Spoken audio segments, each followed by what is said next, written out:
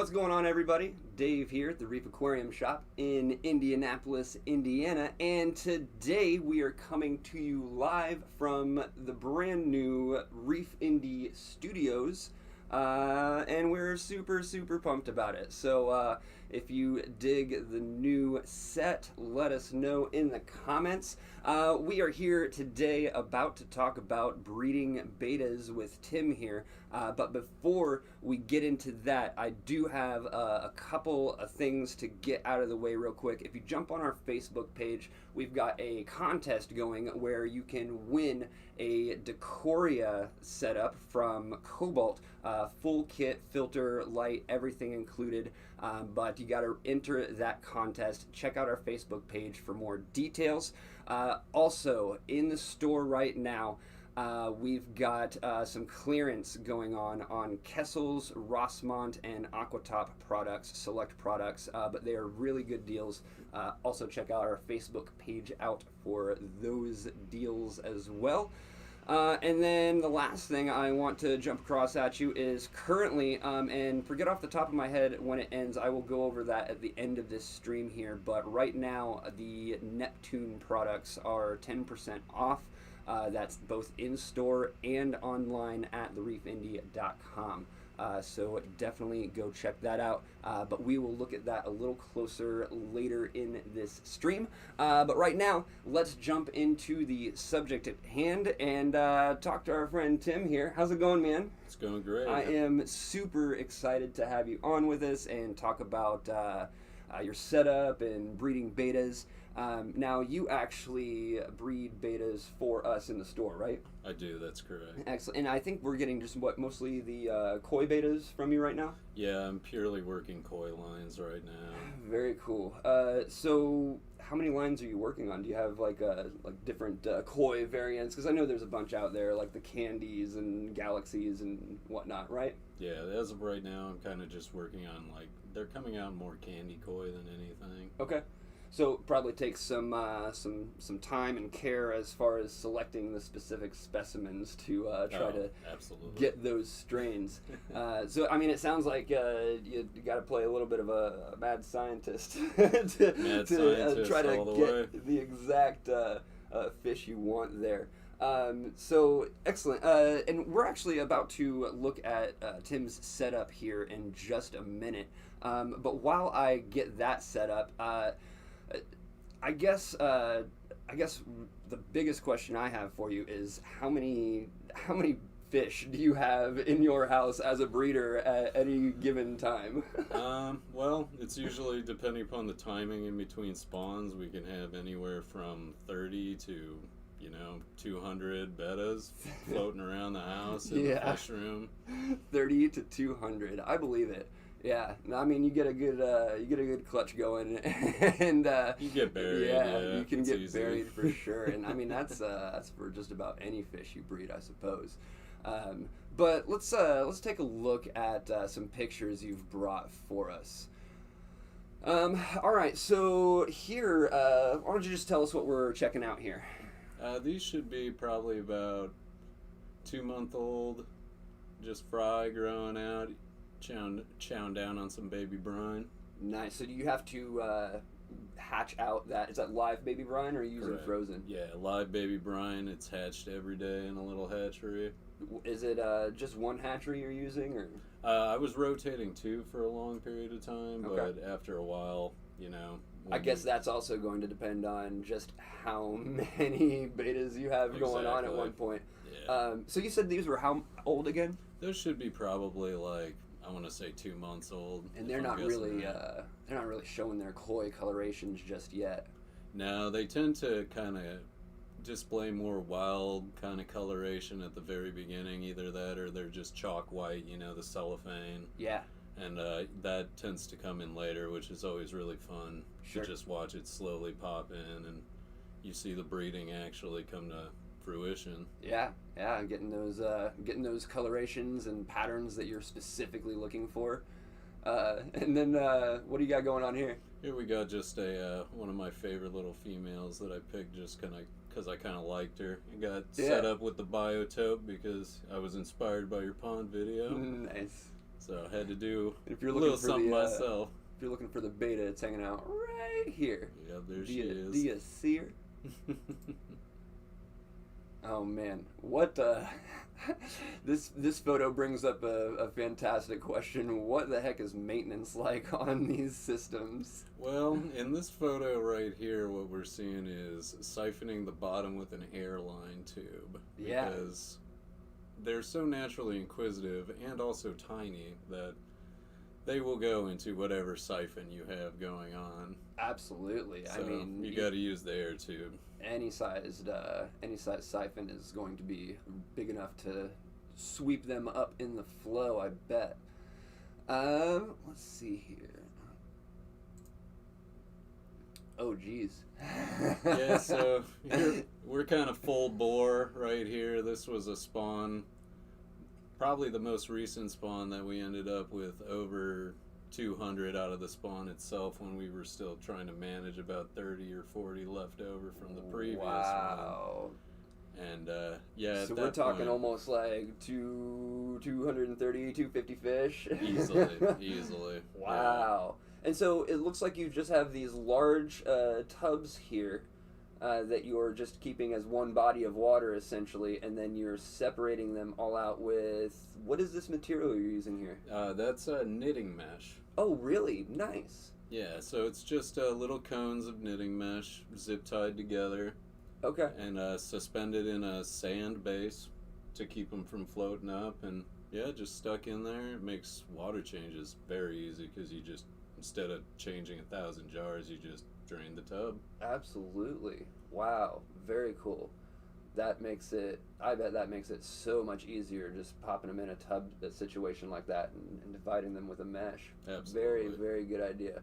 And you've got a nice little setup here. Like, it's all dedicated, like, you know, a lot of your beta breeders will just have them scattered a bit everywhere, but this is a nice organized situation you've got going on here.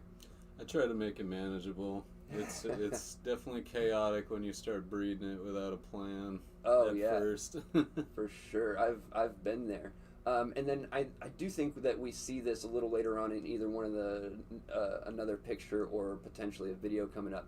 But back here, it looks like you have is that a water drum? That is, yeah. That will be a 50-gallon drum of RO water. Nice. They're raised and hatched exclusively in solid RO. Okay. And as they age, I will kind of work in well water just so that when they reach their final destination, they aren't so fragile and needing RO. Yeah, I mean, Kind of train them. Do you find that using RO gets you? I mean, and you're using pure. Are you obviously you're remineralizing and everything like that, but but yeah, do you find that doing that in a lower pH is better for them? I feel like you can trigger a lot of breeding behavior very easily. Getting them used to each other during the honeymoon phase where they just have to be exposed to each other. It tends to be easier. They're receptive to it.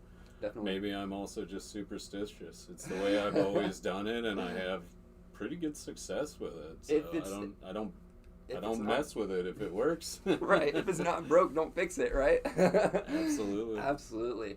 But yeah, this is just a really cool situation you've got going on here. Let's see what else we've got. Working on this new setup, brand new setup, everybody. Bear with me. Ooh, that's really pretty.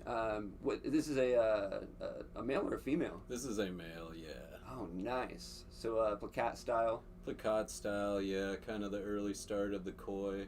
He was very interesting because he was dusted. He stayed dusted for his whole life. Yeah, just kind of those little spots right there. Yeah. He has beautiful rays coming out on all his fins. For sure, that red is gorgeous. Very nice. And then this is that batch. Well, maybe not that specific batch, but here's the clutches as they grow, I suppose. Yeah, these guys should probably be about 3-4 months. Really, is that all? Yeah. Okay. They grow very quickly if you feed them a lot. Yeah.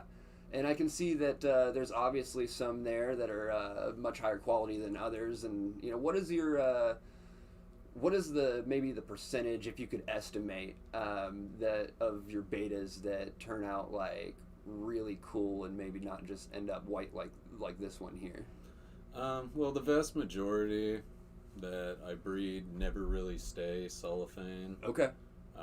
I don't run into problems like that. Nice. So that's basically just them coming into the color. Some have hit it a lot and some are just still getting there. It's part of the magic of the fish, really. I've had wild type colorations that get to be a year old that I just keep because I like them, and they'll just turn koi a year later. Wow. And you'll be shocked. Wow. Very cool. That's interesting. The ever-changing fish.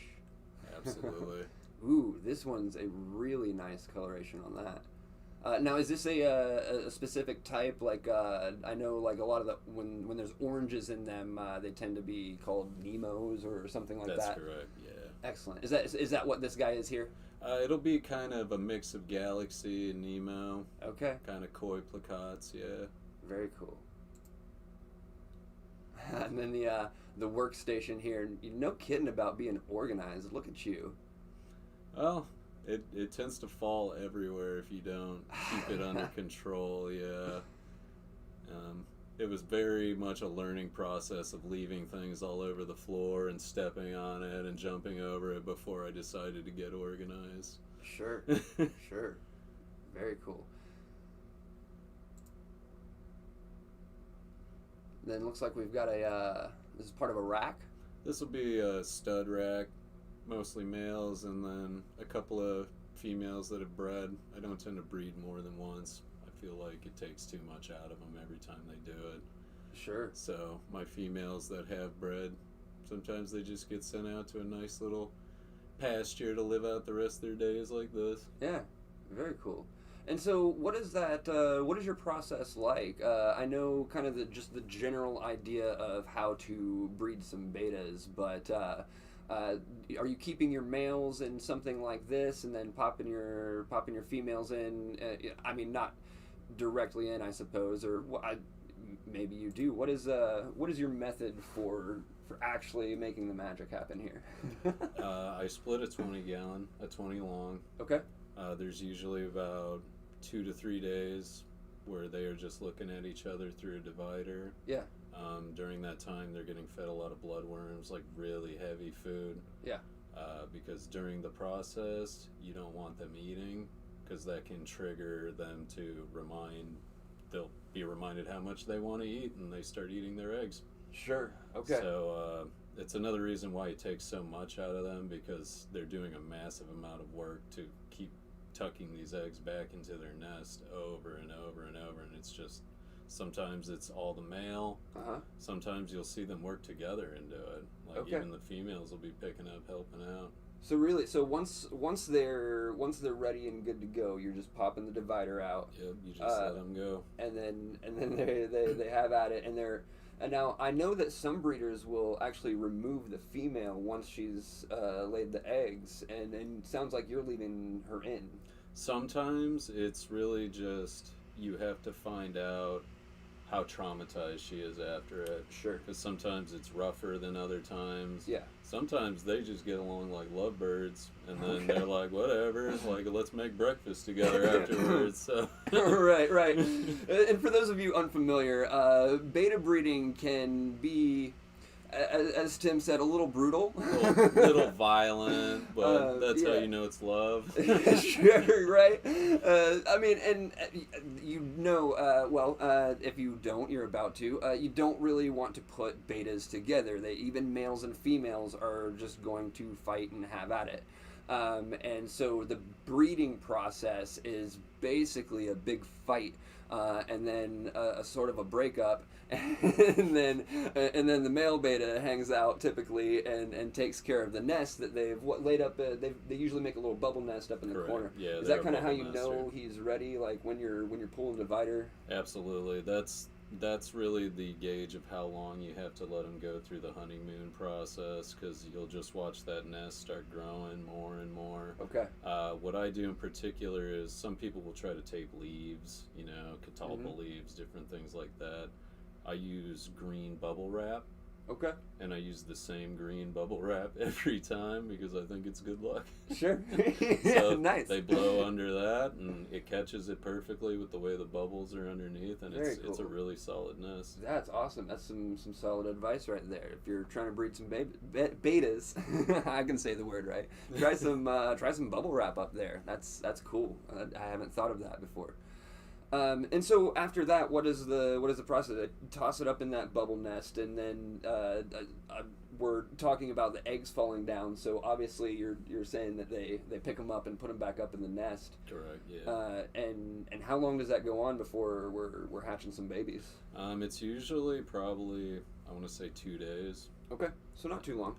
You wait until they're free swimming, at which point you can take the male out. Okay. And basically, free swimming, what that means is at the very beginning they'll be dropping down because they still have that fat egg sac attached to them. Yep. And they're basically like little mosquito larvae, the way they just kind of tumble around and whatnot. Yeah, they've just got this ball that they're attached to. They got a big lunch they're packing. Yeah. But once that diminishes and they're actually starting to get some kind of horizontal movement, maybe stray away from the bubble nest, that's when you got to take Dad out. Because even when they want to go and explore, his instincts are still going to be, no, get back in this nest. He'll grab them, keep shoving them back in there, but they're ready to go. Yeah, I mean, eventually at some point I imagine that it'll get to a point where he's like keeping them in his mouth, like, oh, never mind. Yeah, and you don't know how long you want to tempt him when he's hungry, really. Absolutely. How long does paternal instinct stay? we have been starving them for a little bit. Yeah, so when is that going to kick in, right? So you remove the parents, and now you end up with a tank full of babies. What then? At that point, we don't know. We can't tell if they're male or female yet, right? No, not usually. Well, absolutely not at that age, yeah. Yeah. About how long do you start seeing? And I know it's going to be different for every fish typically, but you can usually, well, depending upon the variety, it's easier on the long fins. You'll know right away. You're like, hey, you with the skirt, go to your own tank. I know you're male. Yeah. For placots and stuff, you got to pay a little bit more attention. Sure. So it basically comes down to just breaking them down into more manageable small groups. So you grow them out in the 20 till they start getting to be little minnow sizes, and then from there you'll break them into 10s. Sure. And just work those groups. Yeah. So and I'm about to pull up a picture that we have already looked at, but yeah, this one will do. So let's pop this up here to get an idea of. So we were talking that there we go. These guys here were about how old you said again? I think they were probably about 2 months old. Yeah. About 2 months old there, and at this point, can you tell male or female? Absolutely not. Okay. No. So we're much later into maybe this stage before we actually can get a discernible gender off of them. Yeah, sometimes you even have to wait 6 months and really just sit on them. Especially for like we were talking about the placats, the shorter fin styles. Absolutely. Yeah, like this guy here. Yeah, it's a pretty girl. And then this is what got us on the subject of how we're doing it. That is a really pretty beta. Is this what you would call a galaxy style? Yeah, he's a mix to the point where he'd be considered a fancy. Yeah. But he definitely has that galaxy, as you can see. He was a specific choice of me because I'm trying to work that mask that he has there into the full mask and keep kind of the clown outfit. Nice, I love that. If you could get that to go over the whole head, my goodness, dude, that would be pretty sweet. Got some O-nip going on in the little sorority here. Swear by the O-nip. It is the best way to observe your fish and to check their quality. It gets everybody together, and everybody's eating together. They're desensitized to each other, and they fight a lot less. Nice, very cool. And for those of you unfamiliar with ONIP, it's a food put out by SERA. We actually carry it in store, so come in and check that out. You won't be disappointed. It's really cool. We'll actually just pop these little ONIPs up on like the guppy and tetra tanks and stuff like that when we get a little busier, and that brings all the fish up to the front of the glass, and people go nuts over that. I will make some video footage of some ONIP frenzy going on, and I'll put it on one or all of our social medias to check out for sure. But yeah, go grab some ONIP, and those are some great. Look, is that? Of course, you're keeping them together. I imagine these are females. Yes, these are females. How big's this tank? This is a 55 high. Oh, nice. So these are some hefty ladies. Oh, they are massive. They are big chunks. Very cool. Mine, the koi betas, and now the koi betas that are in my micro pond, and if you haven't checked out the micro pond series yet, definitely go do that.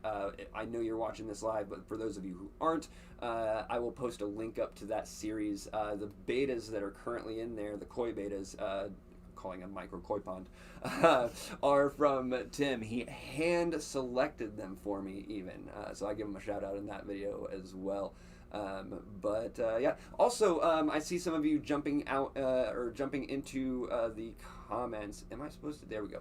I see some of you jumping into the comments. Welcome. Glad you are joining us.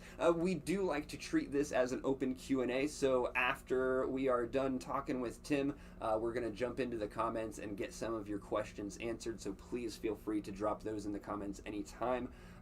We are elated to answer these questions for you. We are, again, if you're just joining us, hanging out with Tim, our resident beta breeder. He brings us all of our koi, well, maybe not all of them, but the vast majority of our koi. All the good ones. All the good koi betas, yes, all the good ones, exactly. He brings us all the good koi betas into the store. And so we are talking with him about his process. We kind of took a look at his setup and some photos, and have just got done talking about the process he uses to breed his betas. So actually, I do want to jump back in and make sure that we have looked at all these photos, and there's actually some videos we're going to be looking at. Oh my goodness, dude, that is beautiful. Are you posting these on Instagram anywhere, man? Well, yeah, actually, if I could plug myself right Please. quick, we do have an Instagram. We're called Piscis Flora. Piscis Flora, and I will pop a link in the description directly to Piscis Flora, so you can check out Tim's betas. And do you post anything else other than betas up there on that Instagram, or is it typically just that? We are by name. What it means is fish and plants. So we have house plants, we have breeding projects, outdoor tubbing, ponds, all kinds of fun stuff. Sounds like something awesome to follow on Instagram. So definitely follow that, because it'll make us get more active again. Because we've been very lazy over winter. Oh, absolutely. I mean, you've been busy breeding some betas. You're busy here at the shop as one of our service techs. I mean, yeah. You're a very busy guy. And we did discuss this, but this is a great closer view of this tub setup that you have going on here. So for those of you just joining us, this is the tubs that Tim uses to separate out these betas as they are getting into adulthood and starting to go after each other. And what did you say this was? What was this again? This is knitting mesh. Knitting mesh that you're using to divide all these, and it looks like just some zip ties you cut off to pop them together. That is just super smart, man. I love that. And like even with the pegboard behind there, I'm just really impressed with your setup. It looks awesome. Oh, well, thank you. Another koi. That is Peaches. Peaches. She is one of the proud ladies that has led to several of our batches and contributed to the line. Very cool. Well, I mean, she's gorgeous. Look at those streaks through the fins. Oh man, through that tail fin. I love that. Yeah, Very cool. You wouldn't even know that she had just been beaten through breeding. She still looks that good. It was a post-breeding sesh, huh? Yeah, All still right. had the bedhead. Yeah. Okay. And then this is another shot of some juveniles here. What'd you say again? Like a few weeks old? These guys should only probably be about 2 to 3 weeks old, if I remember correctly. Okay. And After a while, it blurs together, and you're raising fish. Yeah.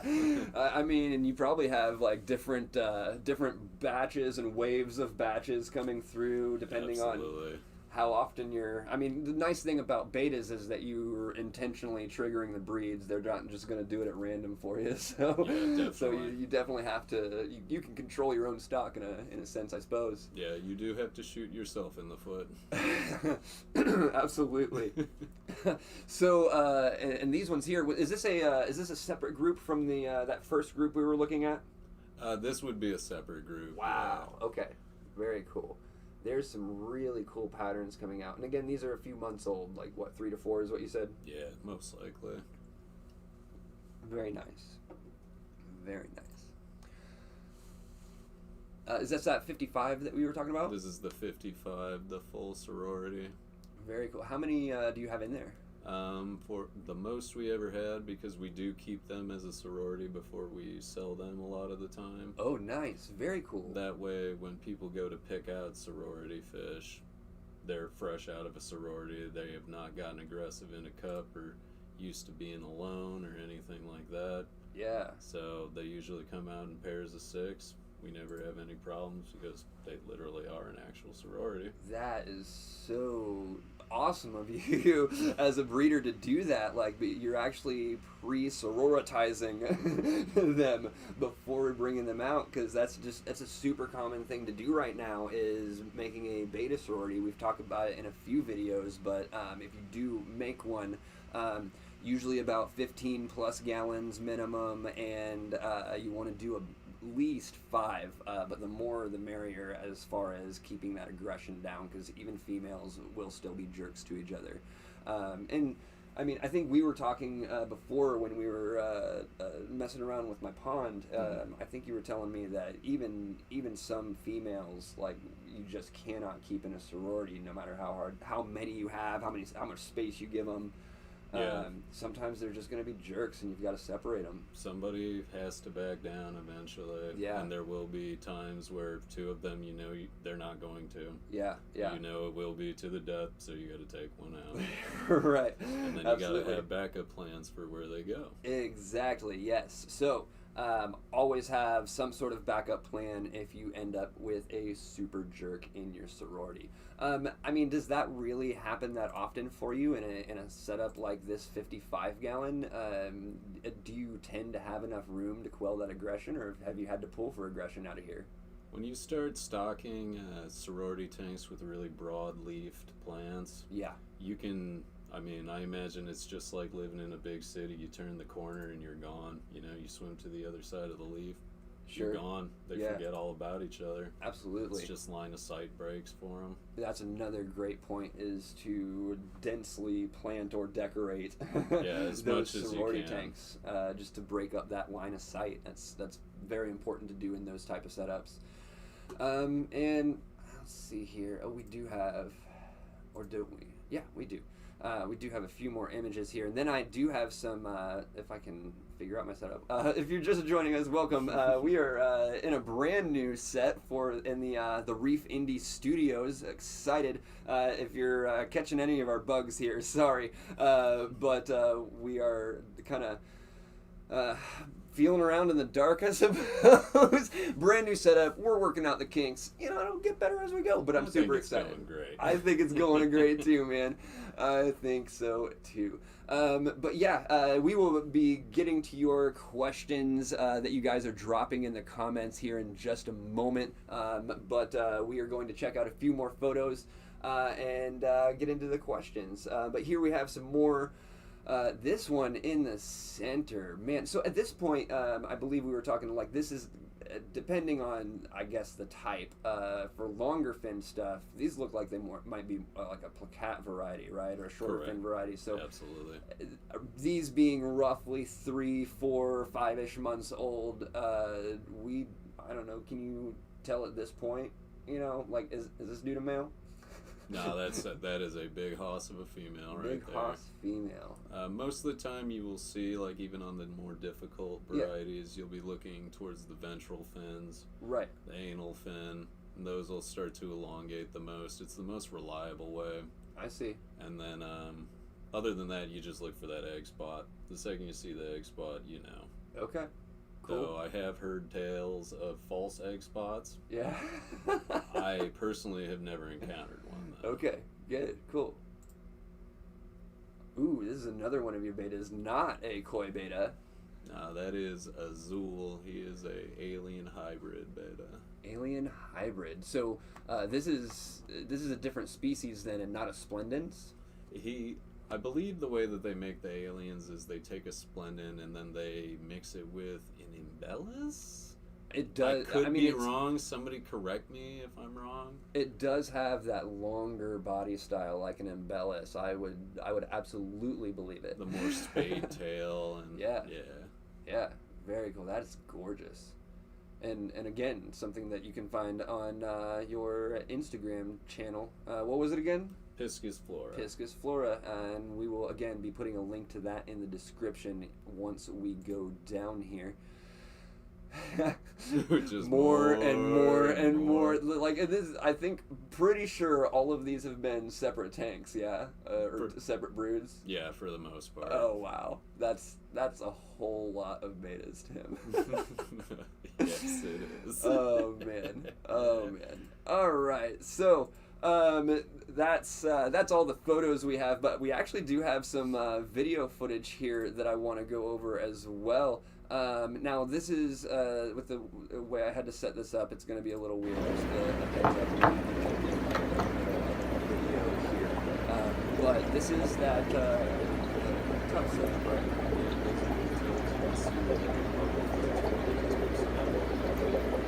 Yeah.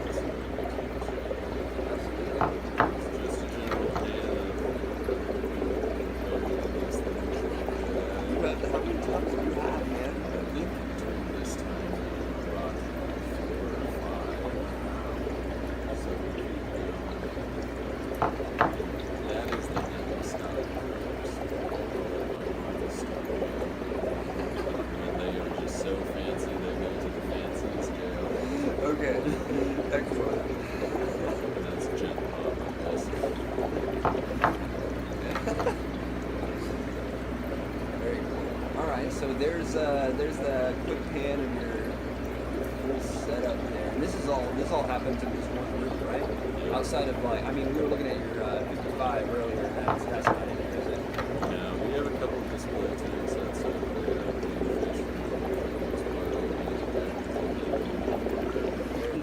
Yeah, I mean, you gotta keep the fish moving. All right. Here, we're doing a water change.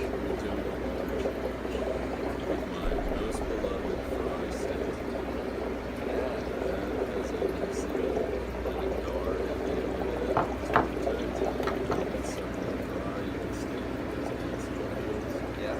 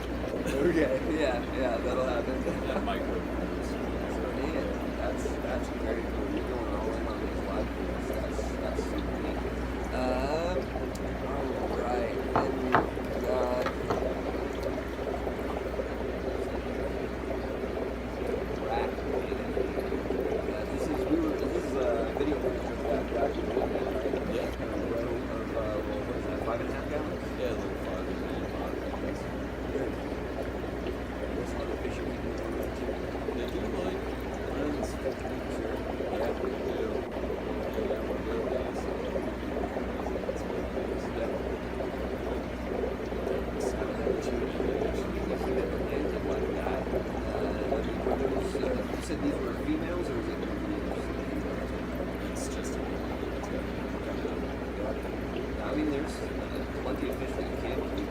It looks like those are more like what Indian style or those actually. Those little. A lot of babies that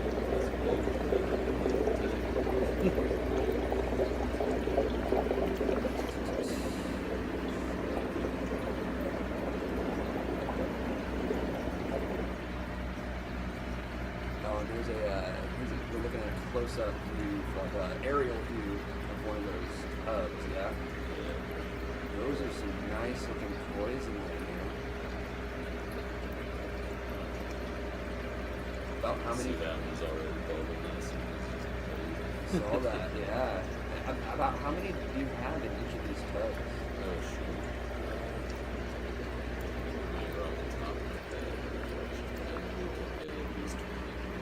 I was about to say, it looks like you're over a dozen. Okay. Maybe a couple dozen in there, potentially. Right around bouts. This is very cool. And then you're just keeping little, just got a little foliage in each one, making them happy, making them secure. Just good use for the trims. Very nice, very nice. Well, all right, that is the footage we have from you. And so, yeah, let's take it to the comments. I see you guys have finally started to get a little active down there. I was getting a little worried. So, if you have any questions about, and I'm going to scoot up here so I can actually kind of see what's going on. My spectacles. But I'm going to try to dive into these comments here and see if I can find any questions to have us answer. And if you have any questions, please drop them in the comments. They can be about beta breeding, which is what we're talking about, what we have Tim here for, our resident koi beta breeder, where we get the majority of our koi betas from at the shop, as well as one of our service techs. So if you need your aquarium cleaned, give the shop a call. We'll give the service department a call, actually, not the shop. They'll just direct you to the service department. Let's see here. What's going on, everybody? Let's check these comments. Big City Betas says SERA has phenomenal foods. I agree. We were talking about that SERA ONIP earlier, and yes, it is amazing. Big City Betas also saying lovely breeders, talking about your fish and your setup, I imagine. Let's see.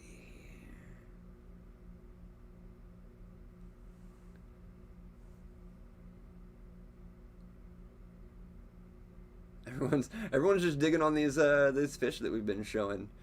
Let's see here. Big City Betas asked, how do we buy direct from Tim, site or social? Are you selling direct to the public at the moment? I think you're just, to my knowledge, doing like clubs and bringing them into shops, right? For the most part, I'm like staying local. I'm not really shipping. If you are indie, I mean, we can talk. But I like to frequent the fish clubs. Yeah. And move most of that, and hopefully we can start doing that again. Yeah, absolutely. Well, they've got the spring auction that coming up soon. So yeah, and I am tragically in between broods right now for the no, first time ever. won't be I timed in time. it so poorly. Dang, so man. Poorly. Oh, that's unfortunate. Oh, man. It happens. Wah, wah, wah. So yeah, to answer your question, just locally currently, so check out the clubs and pop into the Reef Aquarium Shop in Indianapolis. Hit us up on Instagram. Hansel asks, do you breed samurai betas? Have you bred any others other than kois? I've always been very koi focused, though I have done some of the dragon scales and a little bit of the samurai, but I just love koi. They're fun. I bet it's a fun. I mean, this might be a whole nother discussion that we could get into. But genetics and playing with the types and colorations and trying to get the specific things that you want. You know, I want this orange here. In this spot of the fish. You know, I want galaxy over here. I want those masks that you were talking about. The full mask. I bet that is just super fun to just kind of play around with and match certain things. Like what does it take to actually like pick the perfect fish that you're going to pair together? Do you put that much thought into it, or are you like, oh, these are cool, let's try it? For the most part, I have a general idea of what I should look for quality-wise. Sure. You know, fin shape, fin edges, ensuring that they're not spoon-headed or anything like that. Yeah. The width of the body at certain areas is very important. You obviously want the thickest, beefiest one you can get. Sure. Other than that, it's pretty much, not to sound cheesy, but you just follow your heart. Yeah, absolutely. I mean, and it's really putting together what you like, yeah? Yeah. You know, if it's attractive to you and you think, hey, that might be cool. But yeah, picking out a quality health, I mean, you're going into like specifications, man. Like, all right, check the width on this one, you know. All right, there's a little dip in the head. Nah, not gonna happen. Yeah. High quality stuff, y'all. High quality breeding. Let's see here. Sorry, I have to lean in real close to actually see these comments. I apologize. I will try to figure out a different way of doing this at some point. I wonder, I'm going to just try something real quick. Yeah, Bear with me. Ooh, that might be better. I know, okay. That's readable. It is. It's much better, but we're going to be looking up here for a minute. And it's going to be weird, but I can actually read your questions now. So that'll be good. Looking forward to those betas. Breed center. There we are. Yeah. And then Big City Beta is talking about what samurais are. Very cool. Genetics are awesome, you guys. Ooh, and Big City Betas, yes, correcting us because we asked you guys to. Aliens are a tri-breed, an Ellis Splendin and Macchia. Oh man. Macacensis, I believe it is. There we go.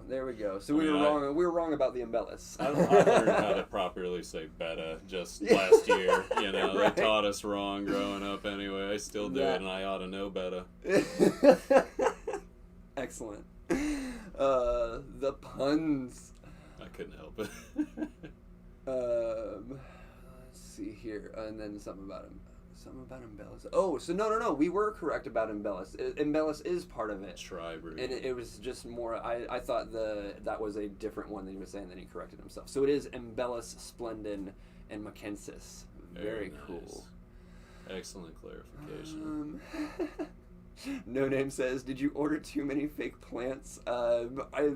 I don't know exactly what you're referring to, but we do have a Probably ton the plant barrels, of right? plant barrels out in front of the store right now. So back in the day, yeah, we did. We've had these for like 4 or 5 years going on. We've been selling them for like 10 cents a piece. We've been giving them away, but finally we had barrels and barrels and barrels of these plastic plants, right? And they're just tiny little plastic plants. They're fantastic for beta setups. So come grab a fistful, an armful, a barrel full, a truck full.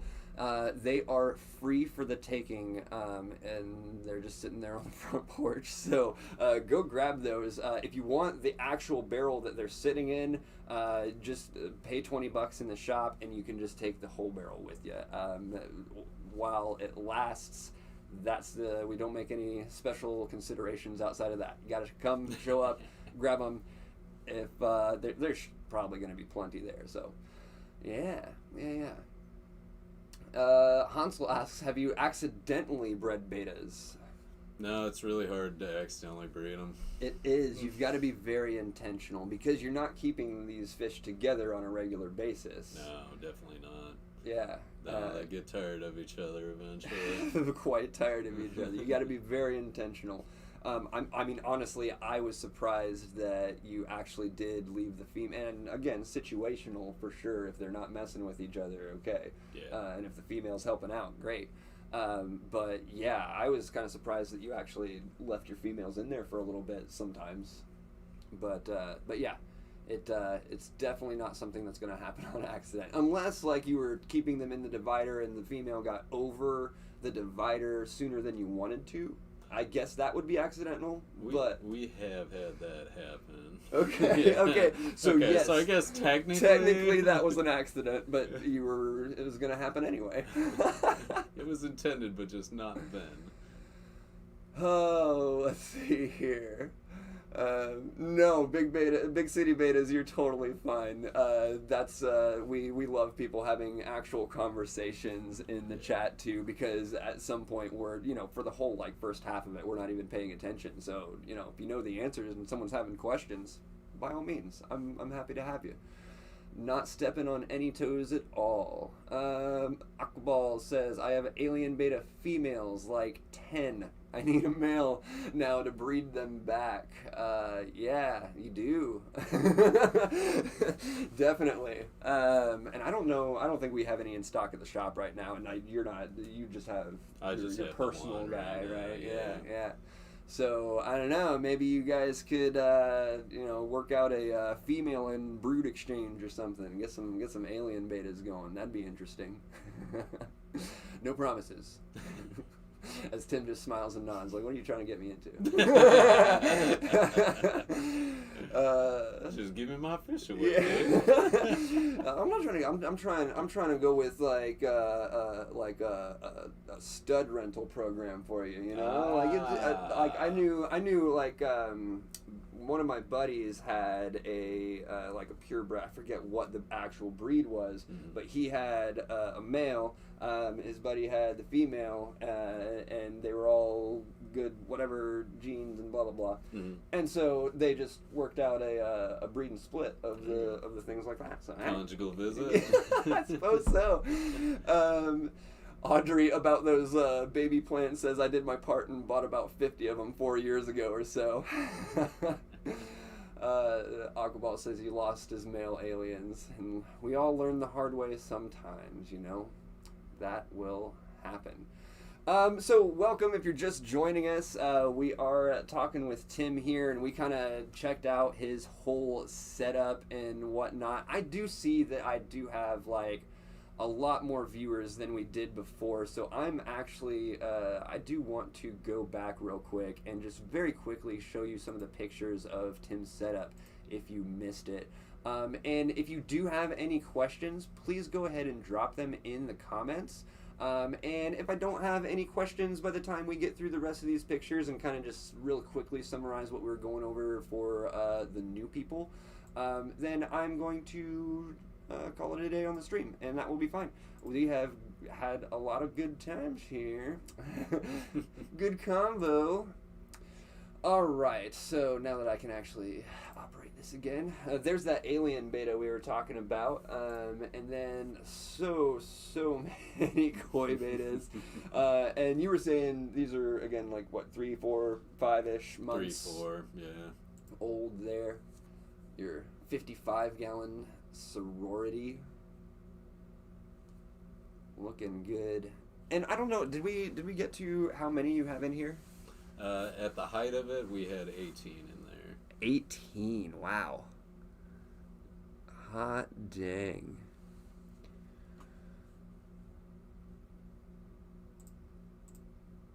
Maybe. There we go. Yet another brood. This is just a random one that hasn't colored up? Just another random one, yeah, the wild type. Sometimes they hang on to it for a really long time. And I'm just now noticing some of these really darker ones that are purpley but still have some koi patterns and galaxy patterns through them. Yep. Do you ever have them stay that way? I thought I had one that was going to stay that way, but that's the one that started koiing a year later. Oh, okay. Yeah, he looks like a little panda now. Yeah, very cool. And then some babies. Wee babies. A couple weeks old. Yeah. Peaches. One of your prized females. Sweet peaches. And then this is the setup again. If you're just joining us and you missed it, this is the tubs that Tim has going on, multiples. You said, what, 4 at one point you had going on? Yeah, we had 4 going at one point. It's just knitting mesh. I think that's a fantastic idea. Doing the knitting mesh and keeping them all that way. And then We were looking at the video earlier, but this is a filter that you have going in here. What, a sponge filter? Yeah, you a just little got running through it. sponge. And then since then, we've actually added some of those tiny nano hobs to them as well. Oh, nice. Get get more flow going through there. Circulate that water. I love this shot, man. Plug your Instagram one more time. Piscus flora. Very cool. And again, we will be dropping that down in the description tomorrow after the video loads up. The ONIP, gotta plug that ONIP again. ONIP by SERA is amazing. Honestly, guys, anything that SERA puts out is amazing. If you've not tried their flakes yet, you can feel the difference. Great thing about SERA is you can actually unscrew the lid like in the store, and the cover, the airtight seal on it is actually clear, so you can look at what you're getting physically before you buy it. So that is a neat feature. But like if you take their flake and like put it in your hand, it's heavy. Like they have some of the freshest ingredients in the market with the way they batch their shipment, or they batch their production out. So cool. Highly recommend it. Another what, not necessarily I guess this was a breeding project for you, right? Yeah. Trying to get these lines in. Yeah, this was a fancy I was working in. Do you call this a success? So far, yes. Now, are you going to be breeding this? This is a male. Or are you going to be breeding this through with other females, trying to progress that strain? We have some females of this line made by him that we are going to see if we can get them to pop out again in the next batch. That would be mixing awesome. in some super orange to kind of I really love just fill in that Nemo coloration. Yeah. I love how the galaxy is concentrated to the back half of it. Very cool. And then that mask is just really cool. While we're checking out your beta here, I'm actually I'm back to squinting at the comments with the way I had to do this. Sorry, guys.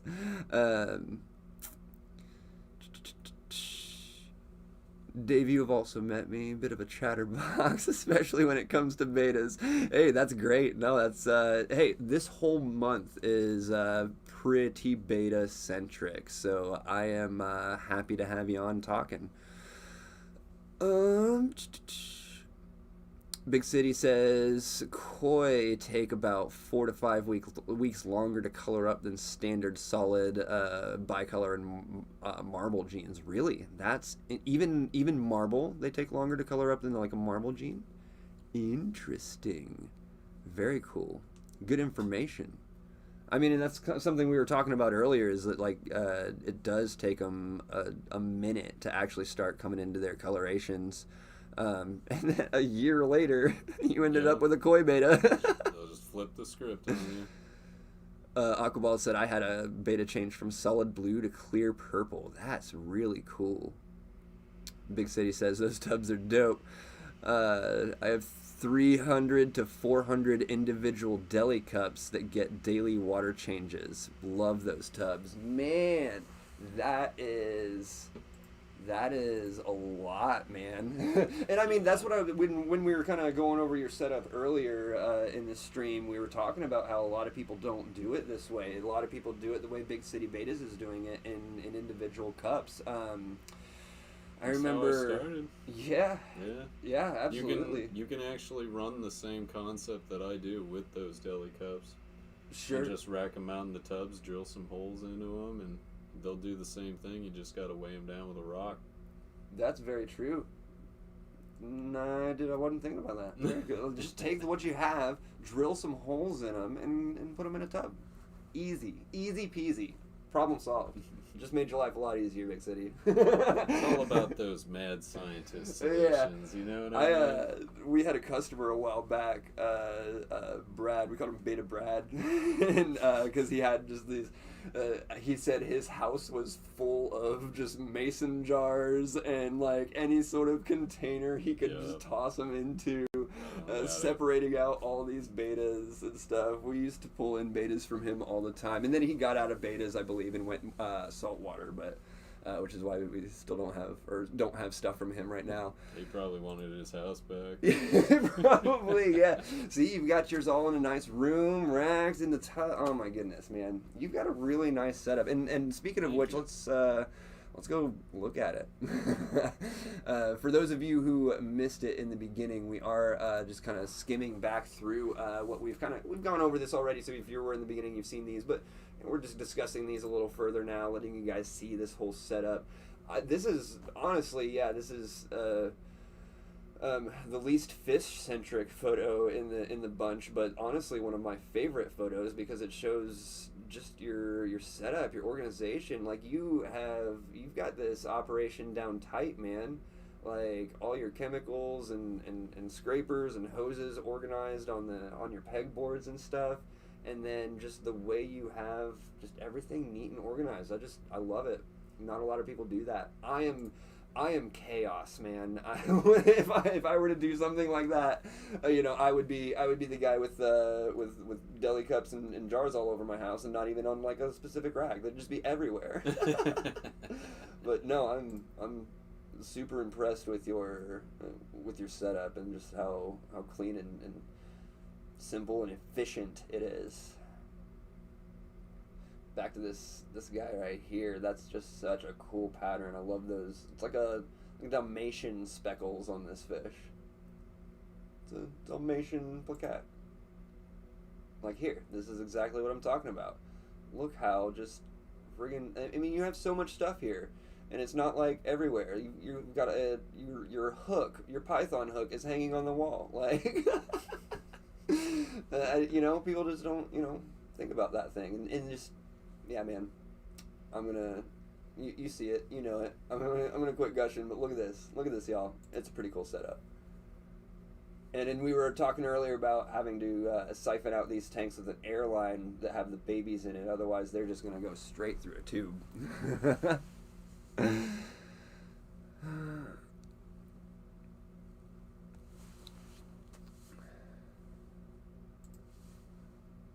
Then this little biotope you put together after we were setting up the ponds in here, and it took me a minute to find it, but I was proud of myself. I found it before you had to point it out to me, but there's your little koi beta hanging out there. The old office mascot. The old office mascot is of course a koi beta. Why wouldn't it be? And then this is a live baby brine feeding frenzy. And that's again when they're first popping out, you're doing live baby brine after the egg sacs are gone. Yeah. It'll take a little while to get them to baby brine. Oh, okay. So then what do you do before that? Vinegar eels. Vinegar eels. Gotcha. Yeah. Cool. Very neat. All right. Well, I don't think we have any more questions in the comments, which is perfectly fine. We have talked about a lot on this stream in just a short amount of time. So I want to thank Tim for joining us today and getting all this footage for us to just check out your setup. It's super cool. Super professional. We were talking off camera earlier. We were talking earlier about questioning whether you were a professional breeder or not, and you're absolutely a professional breeder. Thank you. That no question, man. And yeah, I just really appreciate you taking your time, hanging out after a day of services and whatnot. So again, if you want your tank serviced, give the service department a call, and we'll come take care of you. And if you want one of Tim's amazing koi betas, drop by the shop and check that out. And then real quick, before we do go, I want to show you guys, if I can. We are on the internet. Yay! This is TheReefIndy.com, and I want to go to the shop and show you that Neptune products are currently on sale. And I am not in. There we go. How about that? Neptune's products currently on sale. They are 10% off across the board, both here and in the shop. That will not be lasting long, so get those in while you can. And then while we're here, go ahead and check us out on Facebook, Instagram. We are also on Twitter, the TikTok, and of course here on YouTube. So if you're not following us on any of those, why not? You should be. Go ahead and do it. Again, thanks to Tim, and thanks to you guys for joining us, hanging out, and asking those questions. All right, we'll see you later. And